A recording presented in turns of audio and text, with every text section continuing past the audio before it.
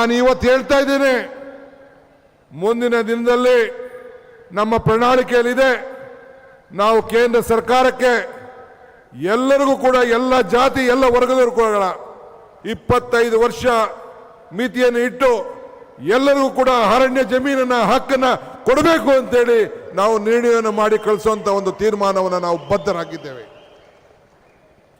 ನಾನು ಕಾಂಗ್ರೆಸ್ ಪಕ್ಷದ ಅಧ್ಯಕ್ಷನಾಗಿ ಈ ಜಿಲ್ಲೆಗೆ ಬಂದು ಪ್ರವಾಸ ಮಾಡಿದಾಗ ಈ ಶಿವಮೊಗ್ಗ ಜನತೆ ಮೊಳಕಾಲ್ಮೂರಿನಿಂದ ಹಿಡಿದು ನಮ್ಮ ಏನು ಶಿಕಾರಿಪುರದ ರೈತರು ಬಡವರು ನಮ್ಮ ಎಲ್ಲ ಲಂಬಾಣಿ ಜನಾಂಗ ಎಲ್ಲ ಕೂಡ ತಾಯಂದಿರು ಗ್ರಾಮೀಣ ಪ್ರದೇಶದ ನಮ್ಮ ಶಿವಮೊಗ್ಗ ಗ್ರಾಮೀಣ ಪ್ರದೇಶದ ನಾನು ಹೋದಾಗ ಎಲ್ಲ ಕೂಡ ಅವರ ನೋವನ್ನು ಹೇಳ್ಕೊಂಡ್ರು.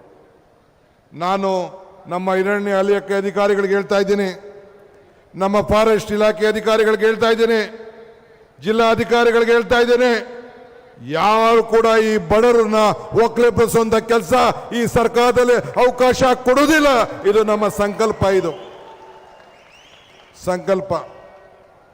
ಹಿಂದೆ ಶರಾವತಿ ಯೋಜನೆ ಪೂರ್ವನಾಯಕ್ ಶಾರದಾ ಪೂರ್ವನಾಯಕ್ ಅವರು ಹೇಳ್ತಾ ಇದ್ರು, ಶರಾವತಿ ಯೋಜನೆಯ ಸಂಬಂಧಪಟ್ಟಂತೆ ಆ ಜಮೀನನ್ನ ರಕ್ಷಣೆ ಮಾಡುವಂಥದ್ದು.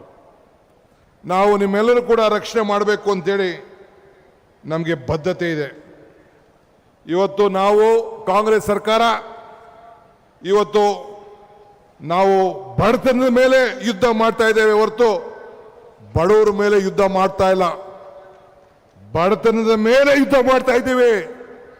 ಬಡತನ ನಿರ್ಮೂಲನೆ ಮಾಡಬೇಕು ಅಂತ ಮಾಡ್ತಾ ಇದ್ದೀವಿ. ಚುನಾವಣೆಯಲ್ಲಿ ಗೆದ್ದಿರ್ತದೆ, ಸೋತಿರ್ತದೆ. ಅಧಿಕಾರ ಬಂದಾಗ ನೀನು ಏನು ಮಾಡ್ತೀನಿ ಅಂತ ಬಹಳ ಮುಖ್ಯ. ನಾನು ಯಡಿಯೂರಪ್ಪನವ್ರಿಗೆ ಬಿಜೆಪಿ ಸ್ನೇಹಿತರಿಗೆ ಕೇಳ್ತಾ ಇದ್ದೀನಿ, ನಿಮಗೆ 3 ವರ್ಷ ಅಧಿಕಾರ ಇತ್ತಲ್ಲ, 4 ವರ್ಷ ಅಧಿಕಾರ ಇತ್ತಲ್ಲ, ಯಡಿಯೂರಪ್ಪನವರೇ ನೀವು 2-3 ಬಾರಿ ಮುಖ್ಯಮಂತ್ರಿ ಆಗಿದ್ರಲ್ಲ, ನೀವು ಬದುಕನ್ನ ಕಟ್ಕೊಳ್ಳುವಂಥದ್ದು ಈ ನಾಡಿನ ಜನತೆಗೆ ಕೊಟ್ಟಂತ ಕಾರ್ಯಕ್ರಮವನ್ನು ಏನು ಅನ್ನೋದನ್ನ ಈ ರಾಜ್ಯದ ಜನತೆಗೆ ನೀವು ಹೇಳಬೇಕು.